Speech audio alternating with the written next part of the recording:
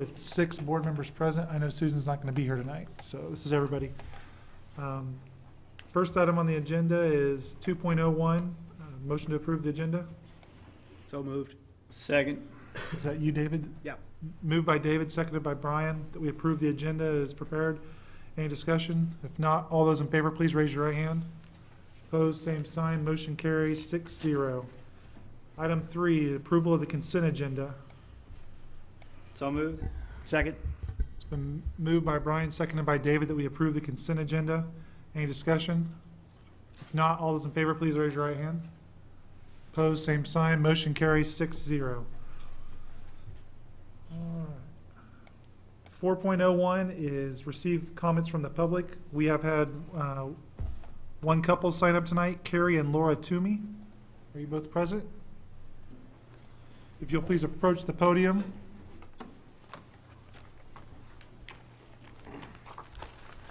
We just ask that you restrict your comments to 5 minutes, and you can't talk about any identified personnel. But other than that, the floor is yours. And you won't get an answer tonight, but we will listen to you, and then we'll try to get back with you at a later time. Okay. So go ahead. Our concern is just at Eugene Field. With the new windows, they can't open the windows to get air in, and for some reason they're not allowed to turn the air conditioners on. So our kids are sweating in the classroom. And that's a problem because they're going outside without their coats because they're so hot and it's cold outside. I'm just wondering why they can't turn the air conditioners on.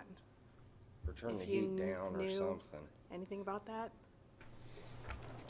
Well, I'll address a little of that, because we had, when it was first reported how hot the rooms were, I know Richard had talked to the custodian, principal, and everyone at Eugene Field about, we can't run the air conditioner piece because they freeze up when it's cold out.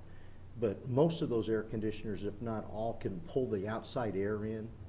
And I think Mrs. Fanning today, and I know the custodian was talked to today about making sure all the teachers understand how they can work those and pull the air in. Use it as a fan. As a vent. The air conditioning as a fan, but more it pulls than the just outside turning it air in, on. but they can't turn it on AC if it's too cold, because then the unit freezes and ruins it. But that should be addressed. And then my other concern is the window treatments. I know last time we had a board meeting, there was window treatments discussed, and they're not there, and our kids are having to move during a certain time of the day. They can't sit at their desks Right, because and the that should sun's be, shining right on them. I don't know, heating Richard them was up, gonna do a so- report, but just, what's the schedule for that? I talked to her again today, and they are, the fabric that we picked out has been back ordered again today, supposed to be in on the 4th of January. So we picked a different fabric that they do have in stock, and they're gonna start, Putting them out, okay. we're gonna start making them lines, and then we'll get them, hopefully, that week. Thank you. Thank you. Thank you very much.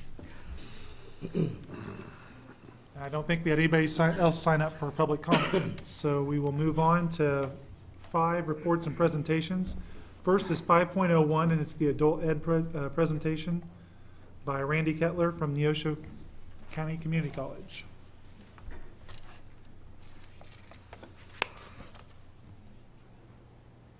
And I have copies you can pass her around.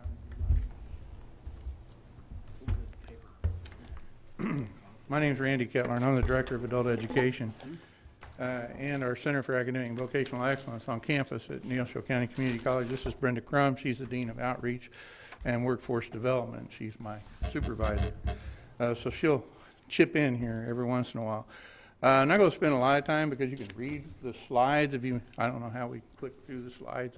Okay, go ahead and click to the next one. It kind of tells you just what the mission is. One of our strengths with our adult education programs is the seamless delivery of services for self-sufficiency for our students into post-secondary training.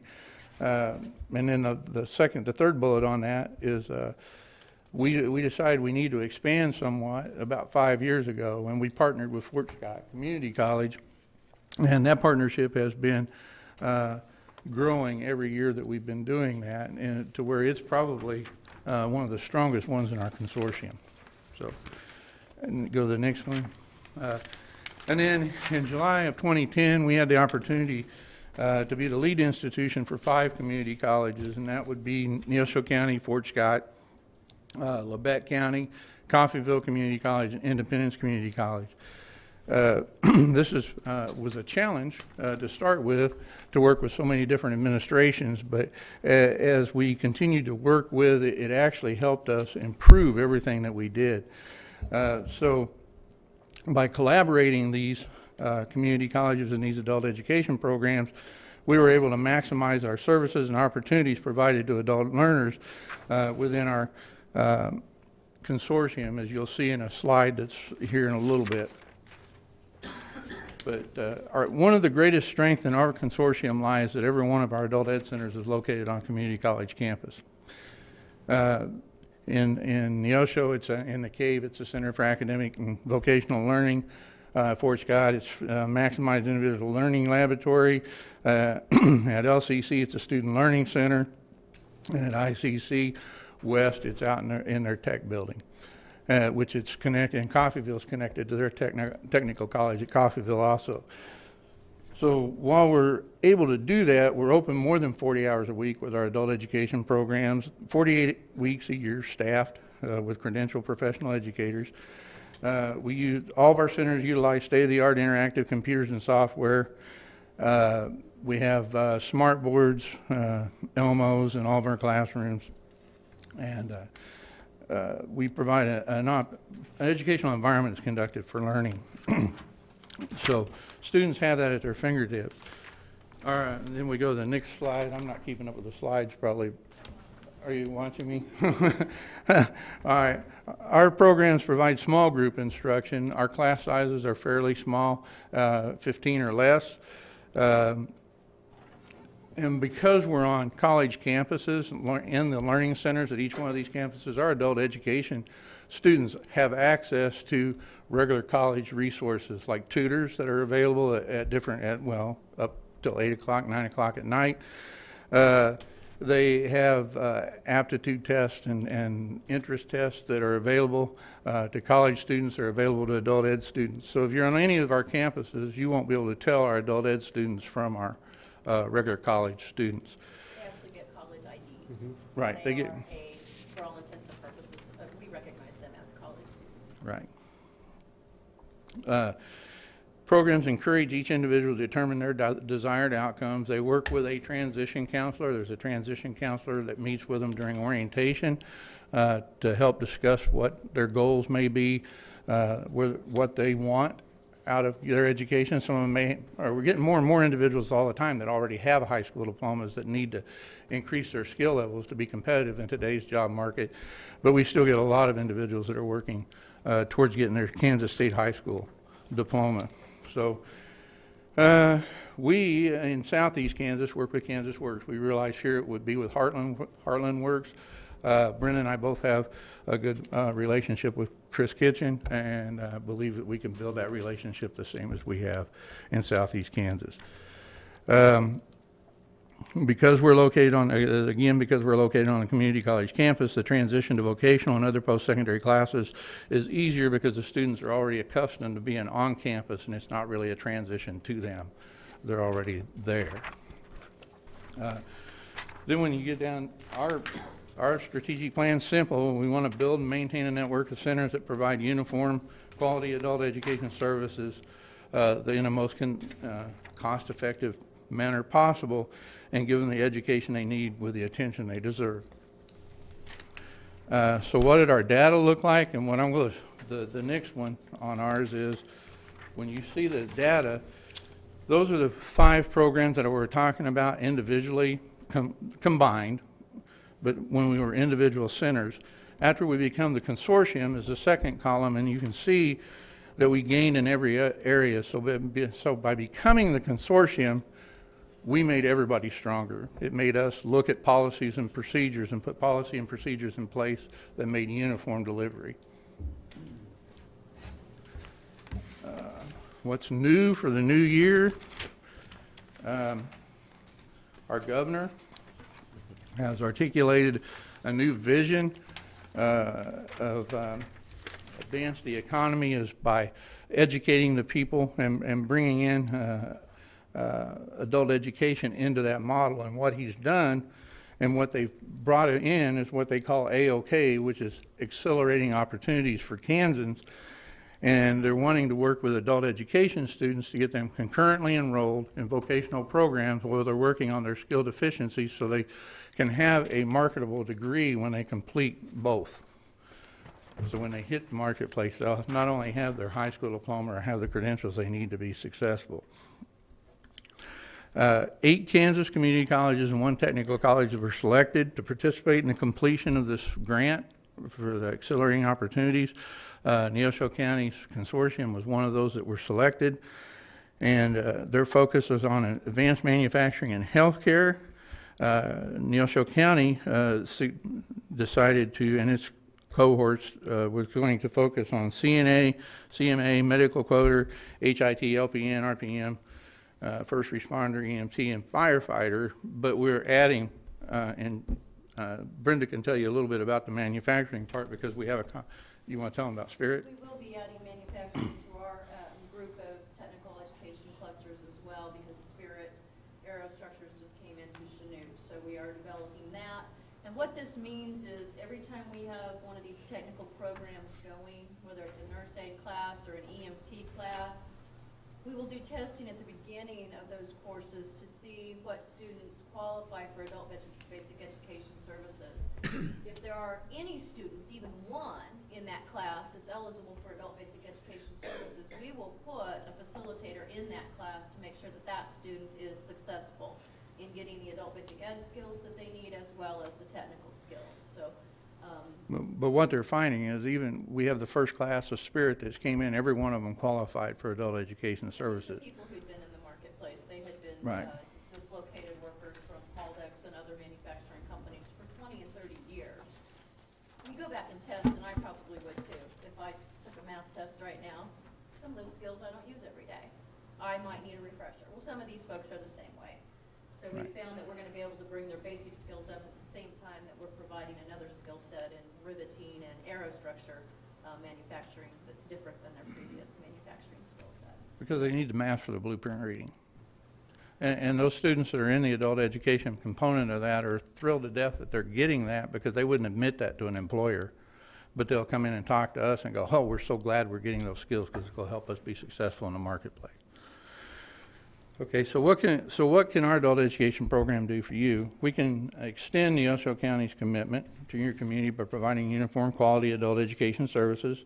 We offer a classroom, testing room, and staff offices and new state-of-the-art facility. If you have not been out and toured the facility here in Ottawa, you should. It's pretty impressive. The ones of us that work on the main campus in Neosho are jealous a lot of the time. Because we think Dale's got it pretty cushy now.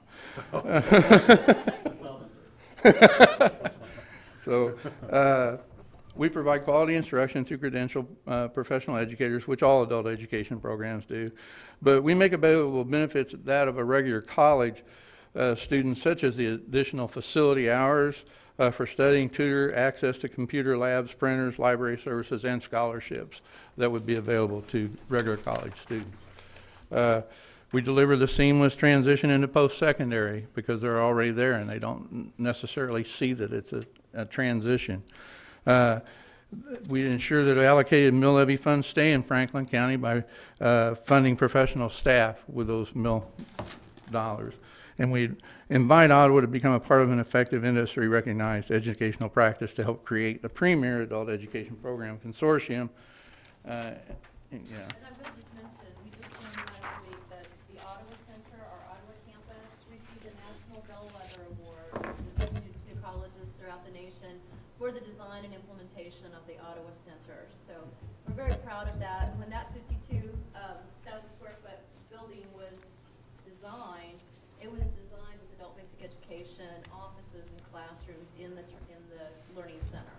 So if you haven't been out and toured the Learning Center, please do get with Dale. He'd be glad to show it off. And Tony, the director there. There are spaces already available. The little pictures that Randy's put up in the top of the slide are all pictures of that area. And it's very nice. It's homey. It's got a fireplace. It's very nice. But there is office space, designated office space for the adult ed program if that would ever come to be. have questions?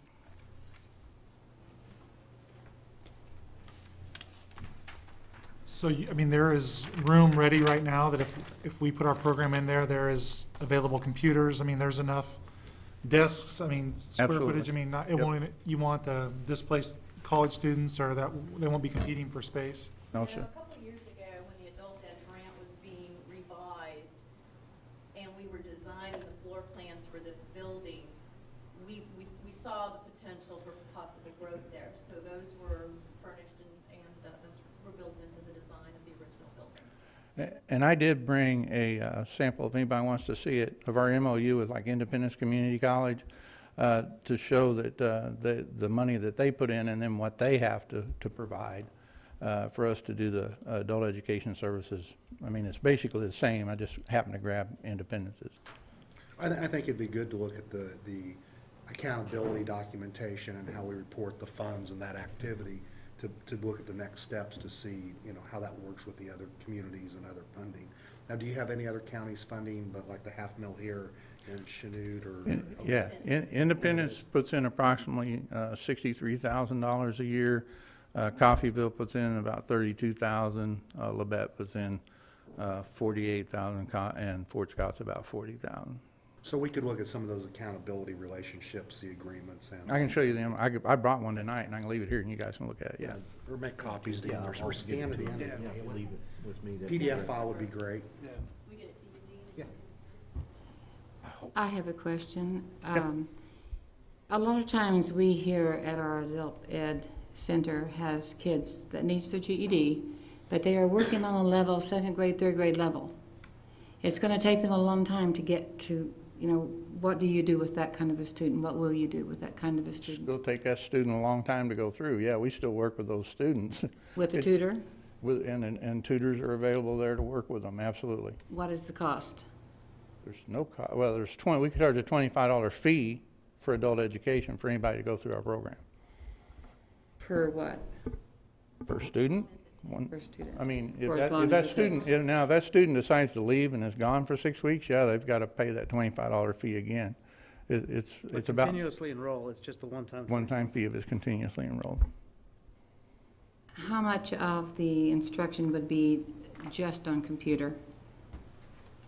Not hardly any, just on the Okay. computer. I mean, computers available. We do Technomedia, which pretty much all adult ed centers do, but so you have to know how to use a computer. But instruction would not be on a computer. I don't necessarily believe in computerized instruction. Okay. What is your working relationship with the juvenile court? Because I know we have a lot of juvenile court people that have to go get their GED. It's very, very good in southeast Kansas. I'd have to develop that relationship here, which I'm sure wouldn't be that difficult. So it's not established now? Here? No, Yes. but a couple of phone calls, it wouldn't take very long. So you don't have any adult ed students now at Neosho County getting their GED? In Ottawa? Yes? No. No. Okay. I didn't think so. Yes, sir. I know that, like, at the local high school, you can do concurrent enrollment, like where you're gaining college credit while learning your high school. I mean, can adult ed people working on their GED, can they also, there's some classes where they can get college credits as well? That's part of the AOK model. Right. And actually, up until recently, legislation had it that they had the ability to benefit that you could take through Compass. Our legislators at the DC level decided that wasn't necessary, but JFF, which is Jobs for the Future, and the Bill and Melinda Gates Foundation are getting ready to send a crew out to DC to lobby to get that returned. Do you see a lot of your students that are, since they're already on the campus in the campus setting, that when they get their GED or their high school equivalency, that they go ahead and continue on in your college and take the Absolutely. college courses? Is that Right, fairly absolutely. Hang on, man, I can tell you. I mean, it seems like that might be an advantage of having them in a college setting, that they're already kind of getting, like you said, I think in your presentation, getting used to it, and it's not as scary for them to just transition over. You have people, you said you call them transition counselors, who help make that a smooth Right. And that's if they want to do that. And that's a recent addition within the last 2 years, but we can see a marked improvement in the number of students that transfer into post-secondary. Now, these are of the students that have post-secondary as a goal that want to go on. We have 94.2% of our students transition on. Do you have any idea what the percentage would be of students that don't initially start with that as a goal? No, I don't know what that would actually be, but I mean, a lot of them, when they first come in, they don't have that goal. I can tell you that. I mean, they don't look at that as a goal, because a lot of our adult ed students, when they come in, either are thinking about getting a job or getting that high school diploma, not thinking they'd ever have a chance of getting any kind of a certificate and bettering their lot in life or bettering their position. And then after being in an adult education program and working with a transition counselor, they realize that, yeah, there are funds available and there are avenues that we can take to get a better degree to a path to a better job, higher paying wages. Yes, and we have scholarships for I was students. going to ask that. So the transition counselors also work with the financial aspects? Yes. I think a lot of people are scared of college because of the cost. Right. Especially And- people who are pursuing adult ed, a lot of times are not, don't have the means. Right, and we help them fill out their FAFSAs and get look for different scholarships, what may be available just in the counties. What kind of success are you seeing in your program with them actually getting jobs after going through your program?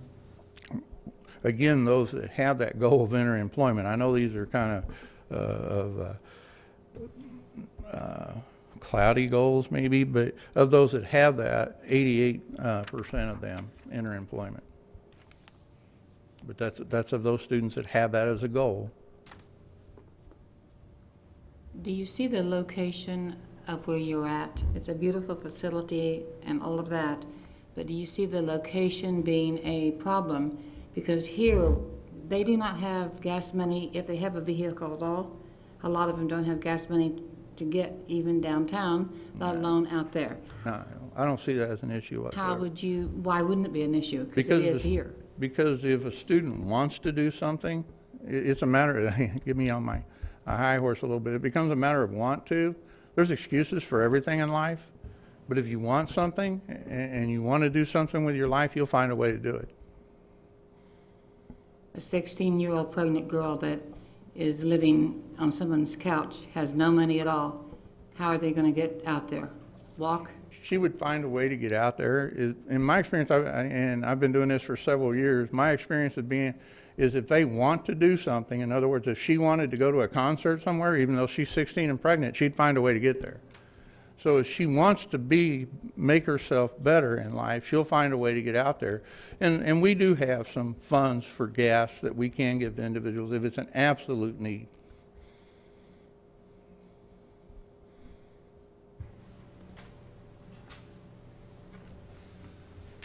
Does anybody else have any questions?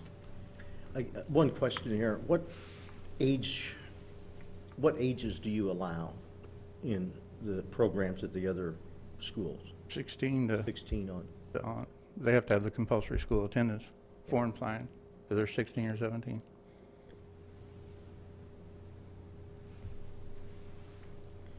Nobody else has any questions? Thank you very much for your presentation. Thank you. Appreciate it.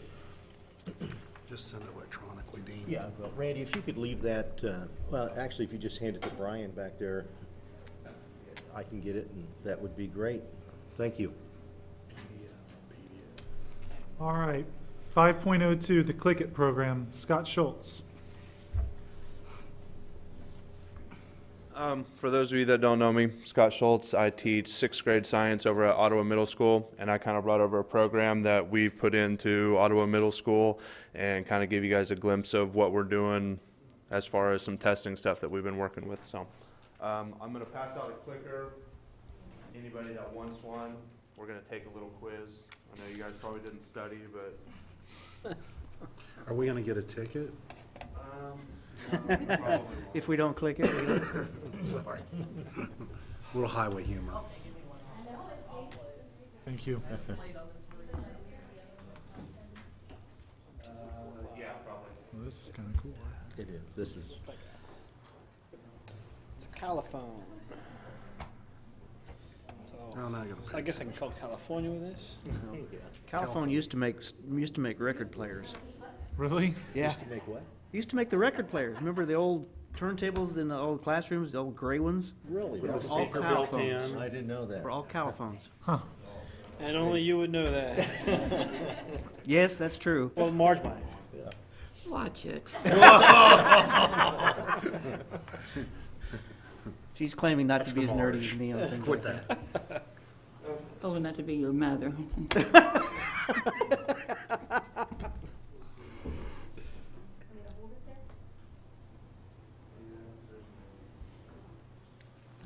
Haley and I. We got a little kink if you pull the Kim kink. gonna in cheat here. over there? Okay, kind of what I've been doing with this is my tests in my classroom, I do as clicker tests. So we'll go through, we'll give our notes, we'll do talks like that. Basically, your lectures, your labs in science, and then my tests are going to be clicker tests.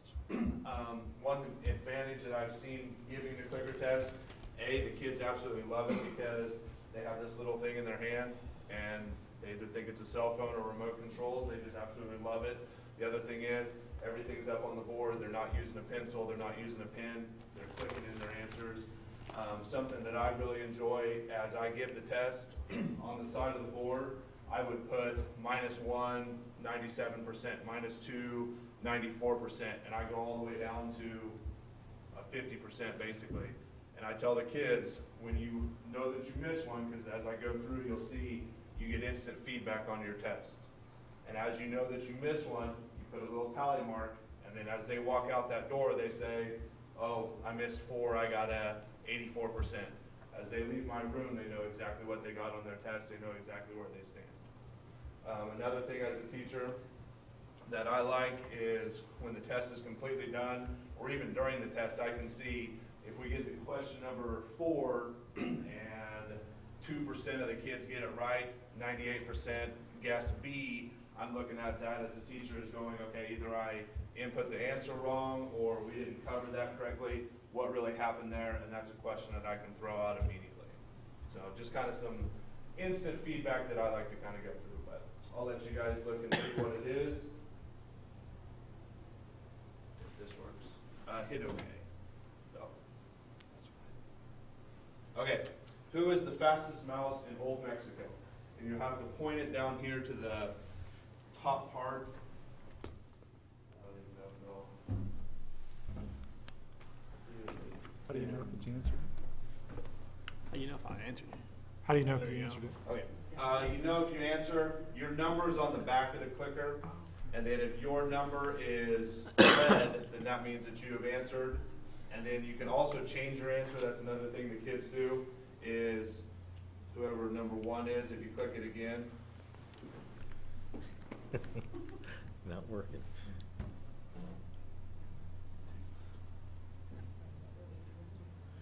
You might be on the wrong side there, Richard. Are you clicking too, Richard? It went out. Ah. But I can't get it to work. Point it at this. Usually I have mine hung from the ceiling and the kids just kind of click, and this is kind of in an awkward spot. And now we're all messed. Okay, unpause. While he's fixing this, I'm gonna go ahead and share a little bit. We had purchased these initially with the thought of formative assessments, being able to, like what Scott had said, to address issues that may need to be addressed during the class time, who gets it, who doesn't, what do we need to talk about. And I was able to purchase 3 of them. Scott has informed me today he went down to check them out and he can't find them in the library. He has done professional developments with our staff on this, and so they are disappearing and being used in the classrooms. It's a pretty exciting thing, not just for assessments, but for reviews, for class activities. You can do surveys with kids. You don't have to have questions. You can have just, yes, no, and you can respond however you want. It'll just tally who understands it, who got it. So you can really just ask a question, and it'll be, how this percentage of students understood it, this percentage did not. So, that give you enough time there, Scott? Possible. But he really has been instrumental in getting this into the middle school and has shared everything he's known and really has figured this out. So, Kind of. You can see I've got it really figured out. it does work in your classroom. I think it needs to actually be lower, because you actually have to hit the bottom. This is the part, like I said, usually mine's hung from the classroom. There you go. Yeah, it worked better. If I just- I can, I'm not on. Yours will be really tall. You want a chair, Carmen? Not so much. And I bet if she stands up there, everybody can hit it. Workers' comp, I don't do that. There you go, Marge, you've educated. Yes, yay. Well, this one. So how do I know if I was right or not? That's what, as soon as everybody kind of clicks in, I'm gonna show you. Well, I'm trying. I know, it's kind of a, Do you know what number you are? That could be the test. It says, I think. You're in now, you're in to win. Okay. Well, yeah, number 6 ain't picking up, that's right. I know the answer, though. that's what they all say. Okay, I'll kind of show you, kind of works kind of as a for in here. Then I would click this button right here, and it says. Woo! D. Yeehaw! Wow, what So a we would smart see group. one incentive that the kids really like Unbelievable. is when they all get 100%, when everyone gets the question right, we say Jolly Rancher. If the class, and we compare it to classes, so if class, my first hour class has 5 questions and they get a whole 100%, or they get 100% on, or hour 3 gets 3, we would take the class that gets the highest, they get a round of Jolly Ranchers the next day. So the kids are always looking and checking like, oh yes, we got 100%, and that's one of the hardest things with this is you get the instant feedback, so you also get all the kids cheering and shouting when they get it right, when they, oh no, I miss it. So it took about 3 tests before everybody has kind of They calmed beta down tested where they're these not bars. celebrating every answer they do. That's what we did as a staff this year. Yeah, when I did, the staff was actually a lot worse than all the kids. Which is not a door.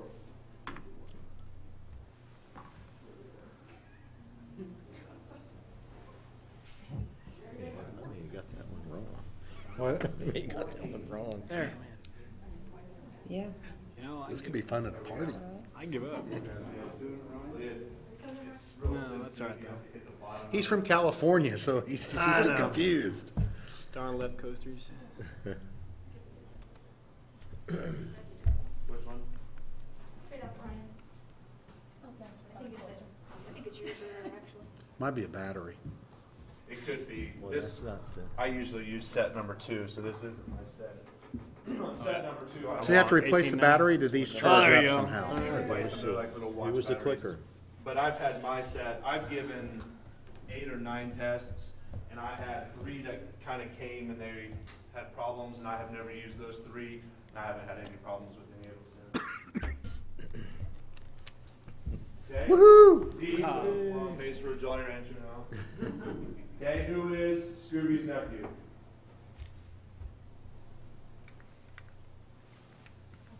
Hello.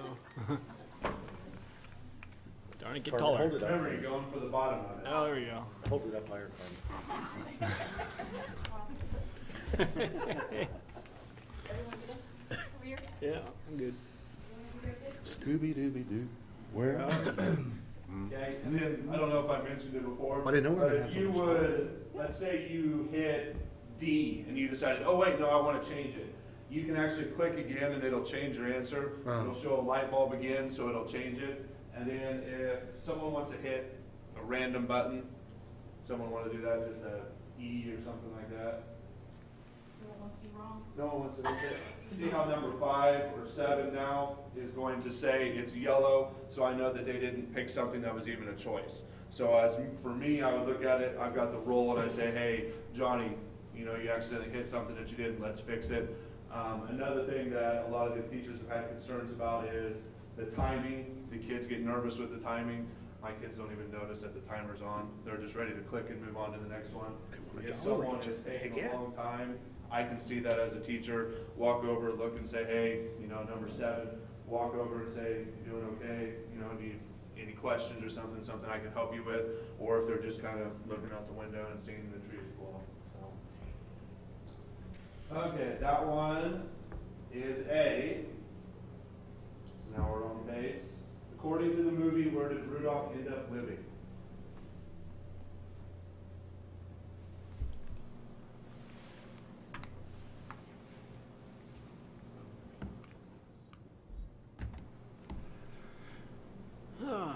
Okay. Still won't take it.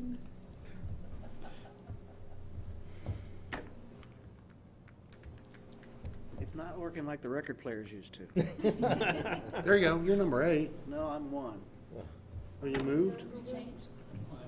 It's always been one. Well, I thought you were number 8, but number 8's flashing. I made it as easy as I could. It's Miss Mark. What number is that? 8. Oh, then I am 8. See, it's a record. I was looking at this number up here. Okay. Yeah. Oh. See, it wasn't the record player. C would have been our answer. So we had 2 people miss it, so the kids I would was know, only oh, we kidding. didn't earn the dollar range on that one. And I would look at that, 75-25, we're still okay. So would it tell you who actually missed it? What? Does it actually tell you who missed it? It will tell me, you guys won't see it, but I'll show you when we get done. There's like 15 of these, or we can cut it whenever we need to, but I can show you the data that I get. I type in a class list, so when I use it, number 1 actually has a name, number 2 has a name, so their names, I can print off a sheet, it'll say their name, say their score, it'll show me each individual question, what they missed, and then it will also tabulate, like, you know, how many answers were A, how many were B, how many were C, how many were D, tells me the class average, all that kind of stuff. So. Where was this fun stuff when I was in school? You're old. You're old. No. Okay, C was the correct answer. Where does Superman live? Metroplex.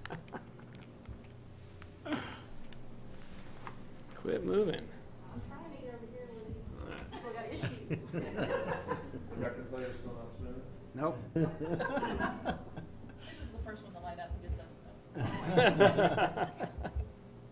Nobody accused me of being anything other than a dim bulb.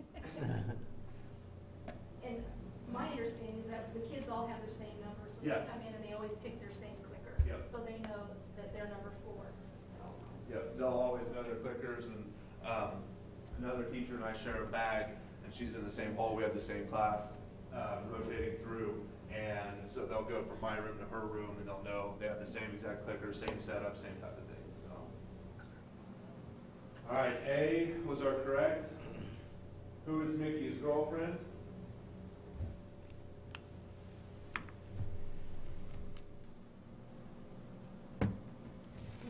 Bring the record player Gina. closer. All right. I got it. Get it, Dennis? Now that I'm looking at the right number, I got it. It's amazing how fast it clicks, huh? Amazing.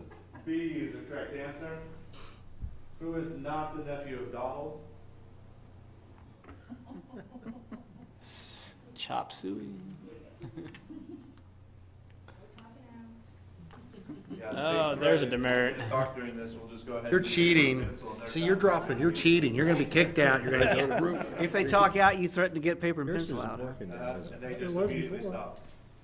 That's how much they like to do these. That was his attorney. C would be your correct answer. Where do Fred and Wilma live? Side again.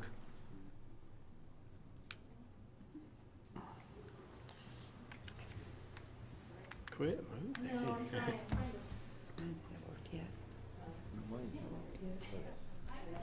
What number are you Ready, doing? catch up 5. It's worked every time. There you go. There you go. There you go.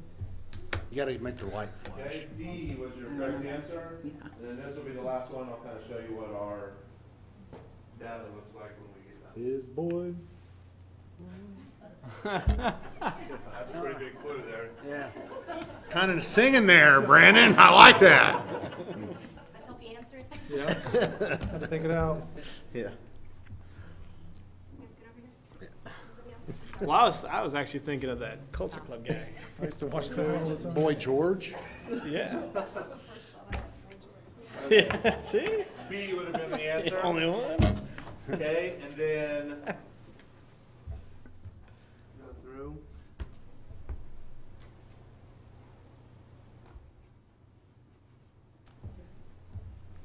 I can see where that really would be.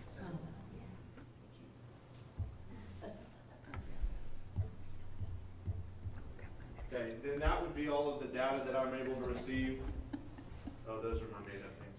Okay, I was like, not my class. Okay, those, I would give a class name.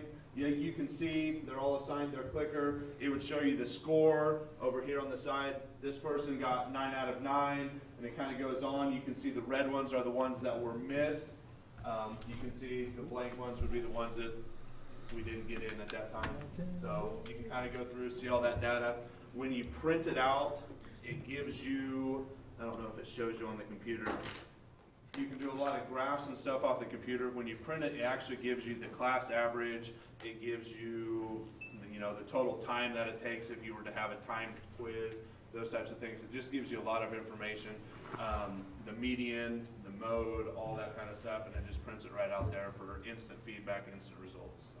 And there's not one kind of assessment, there are 7 or 8 Yeah, you can different do, assessments you can give. one of the other ones I know is pretty popular is the buzz-in. I, you know, call it kind of like a quiz bowl type thing, where everyone would have their clickers, the question would come up, and the first one to buzz in, it would recognize it and say, number 5, what is your answer? And you tell the answer for it.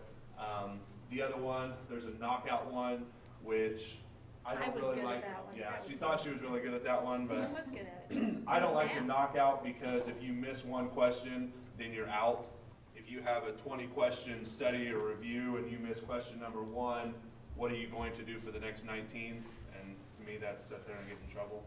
So I don't like the knockout one. I do like the quick response. There's what was the other one that we did? I don't remember. There was a competitive, I think, where you answered it. The first one to answer it, you'd hit like letter B, and if you got it right, then you would get points, and it tabbed points and stuff like that. So there's just a lot of fun stuff on here. I'm considered the expert on this, unfortunately, and I probably know about half of the stuff we can do right now. So, any questions over any of this? Yes. What's to keep me from holding out till Brandon, if I knew his number, you know, till he gets, you know, he's watching a lot more cartoons than I have. You know, and just waiting till he clicks and monitor his. You would basically, you'd have to be looking at his remote, and for me as a teacher, I have them spread out enough, and I have my remote to where I'm usually at the back of the class. So if I would see you sitting there waiting and watching him, I would, you know, tell him either to cover up his remote, make sure he's doing it secretly, or, you know, have you move, something like that. It's pretty easy to see the kids because the kids all click like this. They're all waving it up in the air. So it's hard for the kid to look and watch the remotes. When they are looking, it's really pretty obvious. Is that kid's doing one of these or one of those numbers? Sure. They're, But I think the question is, since I know that David had number 8, that little number board on the bottom, is that always up there? So if I wait for him to answer, But it just shows the answer. It doesn't show the answer. what he It won't do just you any says- good. You'll just see that. Oh, okay. Basically, you'll see Oh, that that's his is red and yours isn't. There's going to be no answer. In the click-in games, they could become a problem like that. I've never really done the click-in stuff just because I do it as a test, and I don't want to give the same question that I study as the same question as a test. In groups, they have groups, some of them use Yeah, it for group. group discussion, and they do activities, they have to discuss the answer as a group, and they buzz in as a whole. so it's virtually cheat proof since everybody's doing this anyways. All right. Not unless somebody starts singing the song. Well, yeah. I was trying to say George, and then that just, oh, yeah. Did you at least get that one right? I did. Okay. All right, does anybody else have any questions? That's a neat tool. Thank you very much. Thanks That's for really that. cool. Yeah. Carmen, is the goal to purchase more of these at some point? It would be, I purchased 3 because I had about 3 individuals that said we really want these. We knew Eugene Field had them and they really enjoyed them when they had them. Scott was every day, are you gonna get these, are you gonna get these? So I knew that he would be key, and really it's about getting someone excited and their excitement exciting everyone else, and it's become contagious. I'd like to purchase as many as we can, but in the end, I don't want it to be something that sits in a closet and doesn't do anything. So if they have shown me that they want to use it and they're using it for something, I don't have an issue with purchasing it. I believe it was 500. I think is what 500 for a set, that's what I was gonna ask. How much for that box that you have there? it was between 5 and 600 was what it was. And I know a lot of the, So not terrible. Does that come with the software? Ridiculous. yes. Can you load the software on multiple And it's computers? just, yeah, and it's just on my computer. The nice thing about like with 6th grade, with the kids just rotating through is once I type my class list in, because that's one of the things that everybody was real nervous about is, well, I have to type my class list in, I have to do all this, do all that. And once you type a class list in, I can save it on a flash drive, take it to another computer, drop it. Tests are the same way. I can give my science test to the other science teacher and he can just load it up. You know, we can make it together in one room and then pass it around as many times as we want. So. Can you combine the sets and then do like a community survey if you had 100 people in the room? We did. The way that we numbered it, we're able to do that. I can't remember how high it goes. I want to say it goes to like 120. We actually have the sets numbered to where we would have 40 apiece, so we would have 128, I think. But yes, we would be able to do group projects because when we numbered them, that's the way that we numbered them. This is actually set 1, which is 1 through 40. My room, if you would have had clicker number 1, you would actually have clicker number 42 on the board.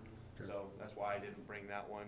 Because that'd be good for when you're doing community surveys, or if the high school was going to do something for You research. could do like Frank Luntz with his dial meter. Right. We've done a lot of these in doing assessments for the status of healthcare. We come together, we'd ask to prioritize that way. Mm-hmm. It's a good interactive way of doing things. Mm-hmm. We could use that, exactly, Dean. We could use it for IBB.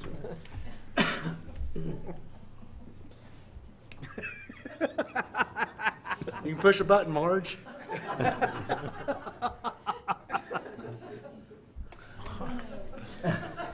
Interest-based bargaining. All right, thank you very much. Appreciate it. 5.03, board reports. Does anybody have a board report for us this week? I'd just like to comment that the meeting over in Paola was very good, and I'm glad to see Dean was a little passionate the other night. I thought that was good. Other people were worried about that, but I think we had a good dialogue with our legislators, and it's going to be a very interesting year in Topeka with about 12.5 issues on their table. We need to make sure to talk to Representative Prescott about that because he is apparently on board with the finance program. He came into my office and talked to me about it. And he's like, well, you guys aren't, you're not getting anything, but you're not losing anything. I made the point that the guy over there did. I said, no, we already lost over $3 million over the last couple of years. And so the hold harmless is a joke. The harm's already done. Like that guy said, I thought that was an excellent point. So I think the problem is a lot of these senators and legislators are like the one guy over there said they're just looking at what it does for their schools. Yeah. So I think Prescott's looking at Osage County all is gaining a little bit because they're real small, but. And then Saturday, I think it was telltale that in Bill Otto's representative district, 20% of all the new money falls within his district. Yeah. Yeah. So But he does understand. And he understands the it. pitfalls of where we are. Yeah. On that same line, the Superintendent's Association did send something out this afternoon that does address some of those things. The governor asked for input from superintendent, so and one of the things they did address was the full-time kindergarten funding. Good. And basically said, don't say that you're funding all-day kindergarten if you're not. And there's a proposal to phase that in, but if you have all-day kindergarten, you need to get credit for those FTEs. And it addresses a lot of the other things that we're talking about. So, we talked a lot about the unlimited local option budget. And I think that's even going to be a bigger issue, in Johnson County and some of the places. All of them won't want that because they're not all Blue Valley, Shawnee Mission. It's all DeSoto. You look at some of them, and I just think it's a little disturbing because where we're headed is where we've been heading down with cities and municipalities in the past with the demand transfers and the slider scale when they offset property tax on the machinery. They're doing that to schools now. When I heard that they were going to allow the unlimited local option property taxes, that's basically a shift like they did for the ad valorem demand transfer for dollars that were taken away, and all those same obligation and unfunded mandates were still left on the burden of the county and the local cities. one of the spreadsheets that Dale Dennis handed out talks about the local option budget. If they funded it at 100%, with the state aid portion of it, the equalization piece of it.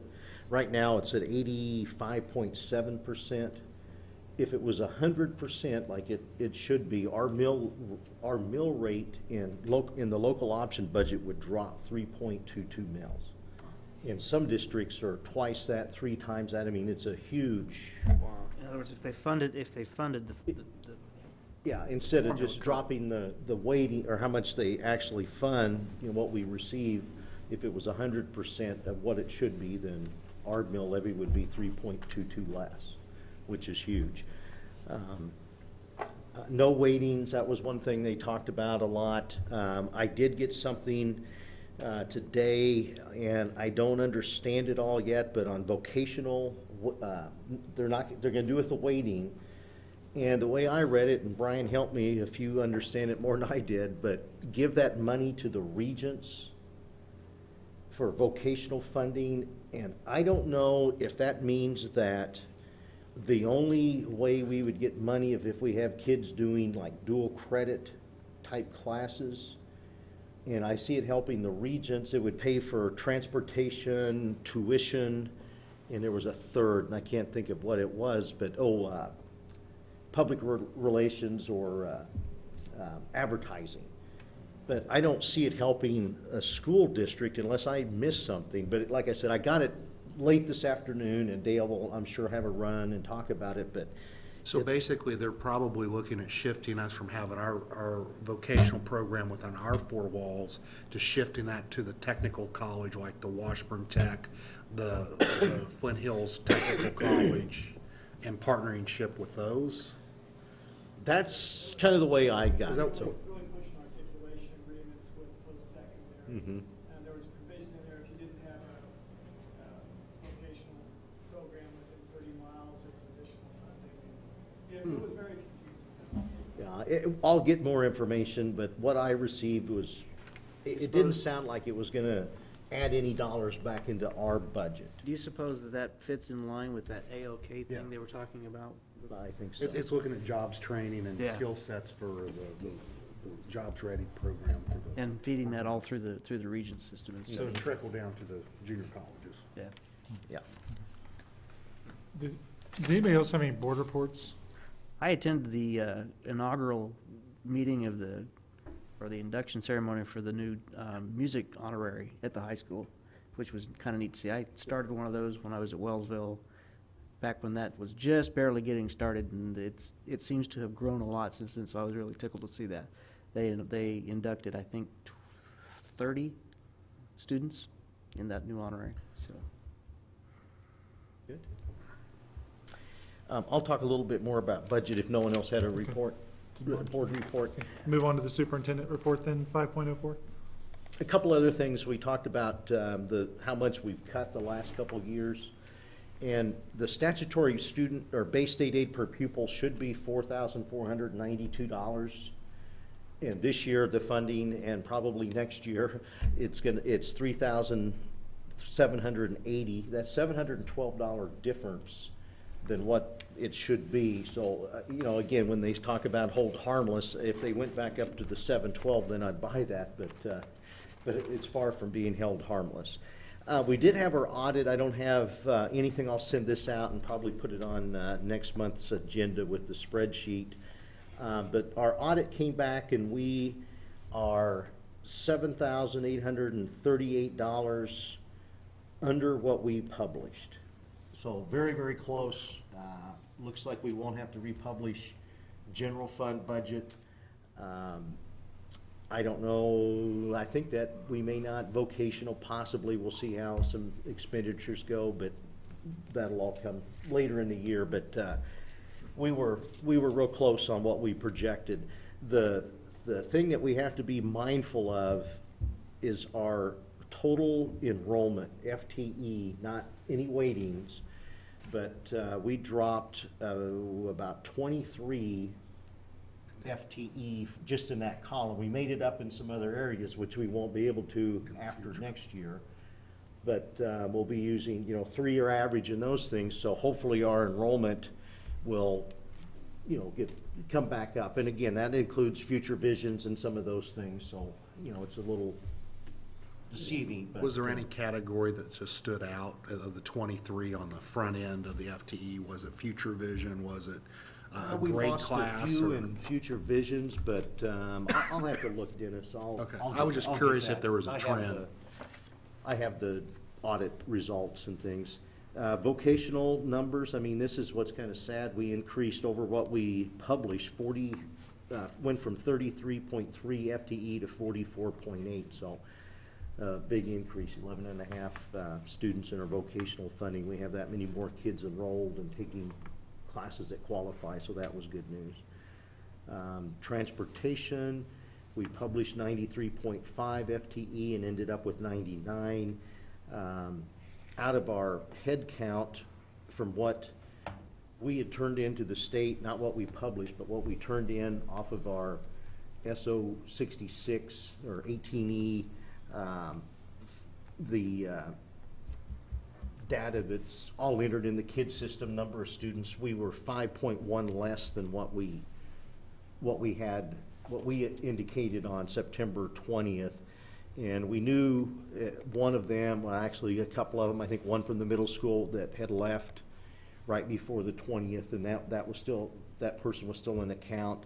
And then the young man that's going to Fort Hays State, this is the first year we've had anybody, we had him counted twice, so we knew that would come out. And there's just some other ones that, for whatever reason, they weren't here on the 20th, but fairly close. I was pleased with it. Anything else, Terry, that stuck out? I mean, that was pretty good, though. I think as far as budget goes, that's about it. Okay, the evaluation or my evaluation, make sure you get that document to either Teresa or Brandon, and we will go over that at our next board meeting. I think I've only got 2 so far. I'll send out a reminder or let Susan know, or do you know if you have Susan's? I have Susan's, yes. You do, okay, so I don't need to. Community Conversations meeting next Monday evening, 6:30 at the Cyclone Room. I sent out, forwarded all that information to you folks, and I hope you can all attend. I know some of you that are on site councils probably already have that information, but we worked on that this morning at our 6:30 meeting, and I think that's pretty much finalized. I sent out everyone that participated last year, all of the site councils should have information going from the principals. Added a few more people from like the county, the city, Neosho County, and now I'm getting replies. I wanted everybody to let me know if they're going to be there. OU, business. So there's more invited than what we did last year. I don't know what kind of group we'll have, but I expect to have a pretty good turnout. Friends of Ottawa Public, is that? Friends of Ottawa Public Education. Had, I sent them, told Harold to find, and some of those folks are on site councils, but invited Harold personally and a couple others to come. So I think we're gonna have a really good group, and you had the questions there today, and I forwarded those things in the draft agenda. So kind of looking forward to that next Monday evening. The retreat, I heard from Marge on January 21st that day does not meet. Did anybody, if you look at January 28th and February 11th? February 11th would work better for me. I can't be there on that day. Okay. Either. I'm going out of state. I won't be there on the 11th either. I can do the other 2, but I can't do the 11th. 28th? 28th works for me. best for me. I can do it, it's just, It's not good, though? I mean, I can do it if I need to. Okay. And it would be in the morning. We'll do a half a day again. Dennis, do you know? I'm open. That's why you didn't hear from me. I'm flexible. And I'll check with Susan, but all right, let's tentatively plan, let's just plan January 28th from 8 to noon. We'll do our retreat here. And we didn't have the principals at the first retreat, right? So we'll invite the principals to that one, and go through where we are, and we'll have this information from our community conversation too, so, all right, that's good. The joint meeting luncheon, I think Teresa attached that to board docs, so you should have that list of where it is. We host the first one of the year, that is January 18th at noon here. If you can make it, please try to make it. I didn't have anybody at the last one we hosted, but the 18th, we host the joint luncheon with the city and county. And then I have an invitation from the Chamber of Commerce. Their annual meeting is at Sacred Heart on January 21st.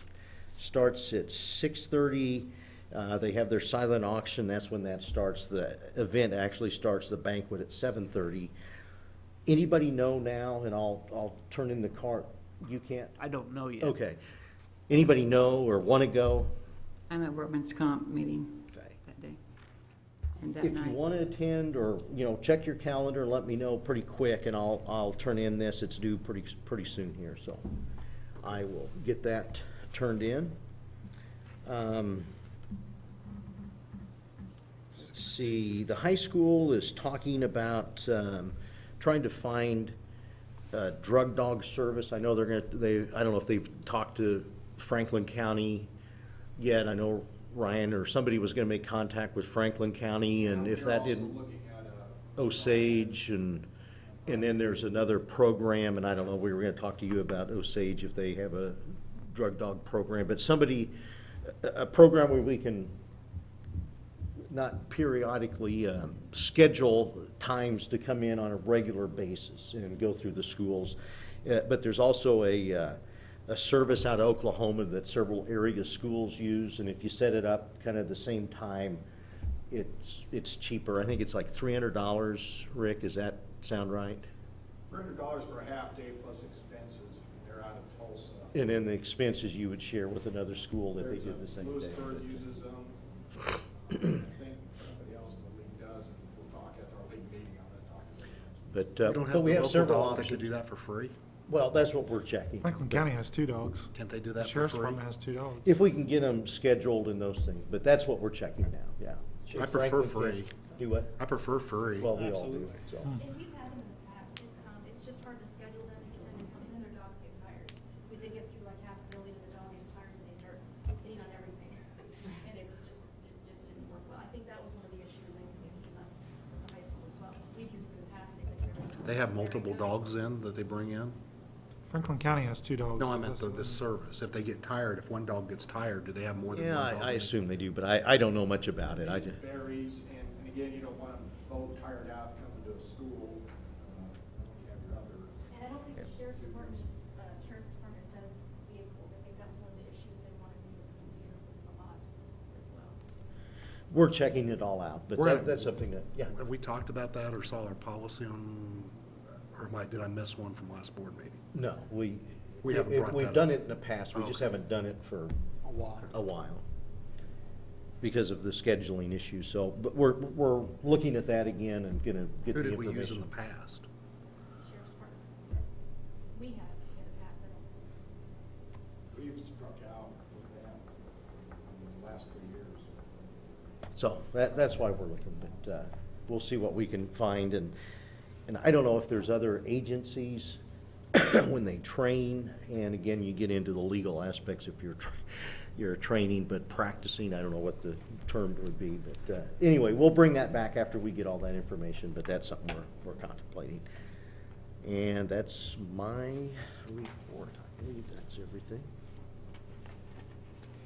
All right. Moving on to 6, policies, contracts, bids, estimates, agreements. 6.01, purchase of mowers, Richard Smith.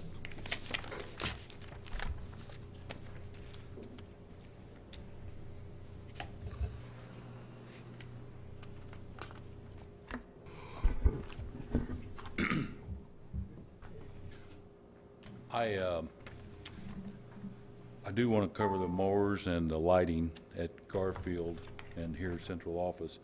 But I also put in there your facilities improvement plan that I think Marge had talked about wanting to see on the roofing. How I've got this broke down is per facility, down to your left-hand column there, and then the years expected to possibly do that work. And I came up with a legend that's just a legend for just so I can have some way to track that down at the bottom. And it's pretty simple. The C is for complete, the R is revised, of course BP is bidding process, and FE is future expense that goes out across the chart, and then WP is work in progress. So I updated this morning, and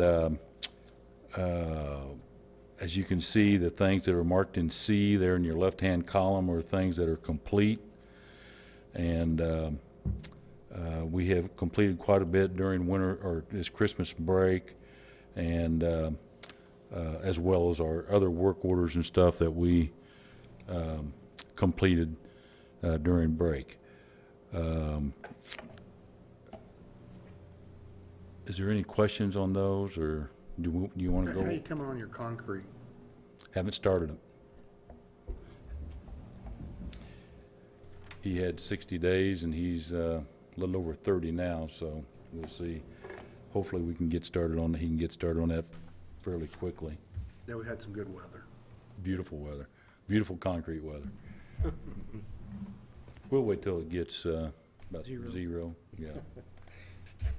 But some of the projects that are work in progress right now, we have cameras at the high school that has been installed. They are not complete yet with some of the wiring and the high def that we had ordered. So that project is still in progress.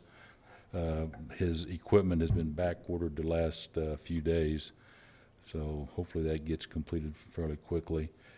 Some of the other work in progress is the bus barn roof is not quite complete. The roof is all on. The metal cap around the edge is what needs to be installed yet, and then a little bit of tire around some detail work around the pipes and stuff, and that project will be complete. And then we're still waiting on the Explorer to be delivered, and the concrete sidewalk repairs, which I just said has not been started yet. Any other questions on that? What's the hold up on the Explorer? They all were quite a bit later than what they said they were going to be. They originally told us 4 to 6 weeks, and we got the truck last week, or maybe 2 weeks ago, and the expedition we got the 1st of December, so it was pretty close to being on time. Ford must be selling some vehicles. They're making lots of profit right now, pumping them Fords out. Okay, the machines that I wanted to talk about is that we had originally in this last fall talked about replacing or adding to our fleet of machines. I bid with Heritage John Deere and also McConnell Machinery right here in town with the Grasshopper product. Both companies do have state pricing available for us. As you can see, the suggested list or retail price there compared to the state pricing that we would get. However, John Deere prices each one of their attachments separately. So they have the machine at $17,579, and the mower attachment in the front is $34.19 each. And McConnell prices theirs with the machine and the deck attached, and there, of course, there's suggested retail and the state pricing of $15,615. McConnell the Grasshopper product offers quite a few attachments that goes on the front, as well as John Deere does also. But at this time, I'm just interested in the machine and the mower. And so I'm recommending McConnell at $31,230. I'll make a motion to approve the bid for mowers for $31,230 with 2 grasshoppers from McConnell. Second. Moved by Dennis, seconded by David, that we approve the bid for McConnell for 2 grasshopper mowers. Is there any further discussion? I need to leave.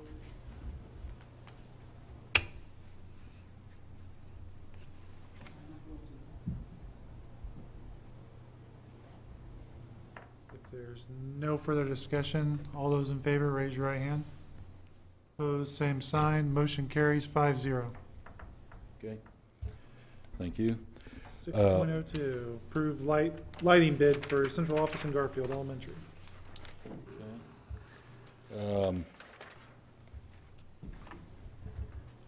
I put out 3 solicitations for bid on this project. Performance Electric here in town, Gibson Electric here in town, and Hoagland Electric here in town.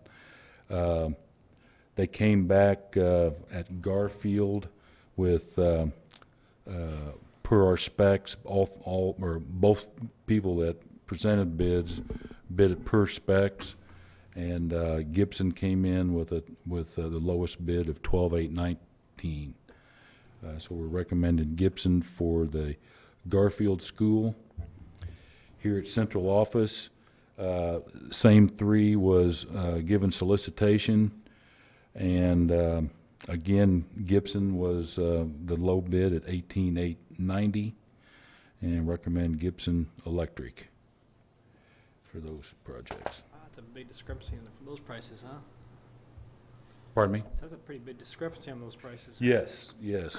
Not so bad, the first one, definitely. Yeah, The second one. The first one's pretty close, and when I got that pricing from Gibson Electric, I actually had him come in the next day, To go over the and bid, we yeah. sat down and went over all the specs to make sure that he had everything covered that was what was in those, and he did, and he's still a low man.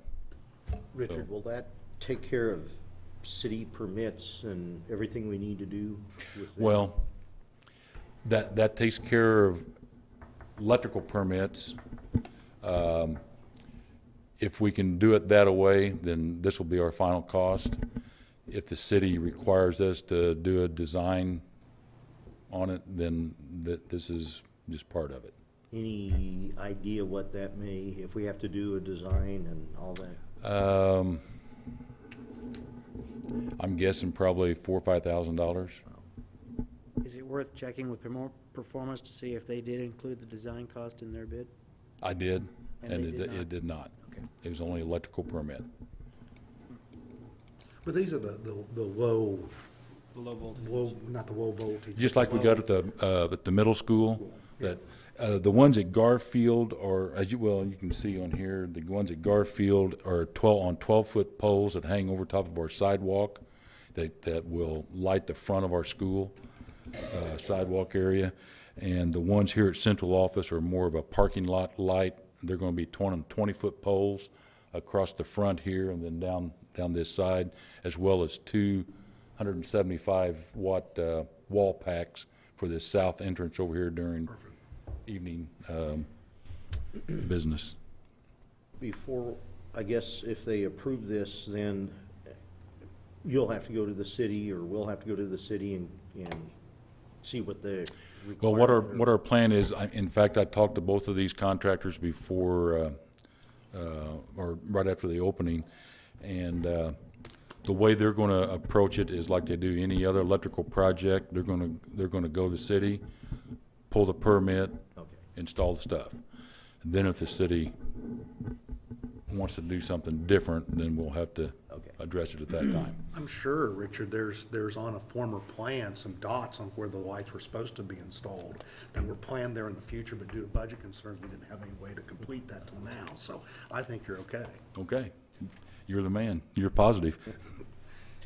I hope so. I'm sure I could find them on your drawing if I had to. I know exactly where you was going with that. Okay. All right. That's all I've got.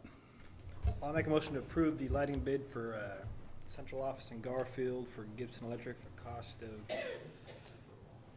18-9 for central office and 12-8-19 for Garfield. Second. Moved by Brian, seconded by Dennis, that we approve the Gibson bid for the central office and for Garfield. Any further discussion? If not, all those in favor, please raise your right hand. Opposed, same sign. Motion carries 6-0. Okay, Thanks, thank you. Richard. Thank you, Richard. How long, Dean, on negotiations? Negotiations. 15? 10 minutes. Personnel. Marge, do you want a break, don't you? Yes, please. Okay. Mr. President, I move that the board adjourn into executive session for the purpose of discussing matters related to employer-employee negotiations, whether or not consultation with representative the bodies, and the board return the open meeting at 8:30 o'clock in this room. The executive session is required to protect the district's right to confidentiality of the negotiation process and the public interest. Second. We want to invite in, And invite in Dean and Brian. Second. moved by Dennis, seconded by Brian. Any discussion? If not, all List is presented. Second. It's been moved by David, seconded by Dennis, that we accept and approve the personnel list for this month. Is there any further discussion? If not, all those in favor, raise your right hand. Opposed, same sign. Motion carries 6-0. 10.01, announcements. Excuse me. Let's see, Wednesday, I'll be, well, first, we have our KLN webinar, part of the school improvement things we did, you know. We are part of what are they called? Communities of Participation is what they are now, part of our school improvement things. Communities of Participation? Yeah. They changed the name every year Yes, just to make it so, sound good. and I didn't, when I first got the emails, what's this, and you know, you don't even look at them. Well, they put in there KLN, so now we know. But we have our first webinar. There's a whole list of webinars we do and a couple day planning sessions with different groups that we're going to be working on MTSS. So I hope it's worth our time, but that starts on Wednesday. And then at 2:30 is when we're going to start. I'm going to go to Wellsville with this couple other area superintendents and help screen their candidates. And I don't know if we have to stay for the board meeting or not yet, but they'll have a special meeting Wednesday evening. PDC, are you on PDC? Mm-hmm. Yeah. We're gonna, did you get the emails about, that's gonna be I'm not gonna be here for that, but it'll be done over the email, Okay. list of points and all of that. Okay. Martin Luther King program at OU is Sunday at 2 o'clock, and I'm Sunday already? Yes, yep. It's Monday, is Martin Luther King? Yep, Monday we don't have school, but that evening office will be open? we're gonna do the community conversations that evening. What's that? But the district office will be open. Will be open. Joint luncheon Wednesday the 18th that we host. Board meeting on the 23rd. Don't forget to turn in your evaluation stuff. Curriculum meeting, I believe that's Susan, that's on January 24th.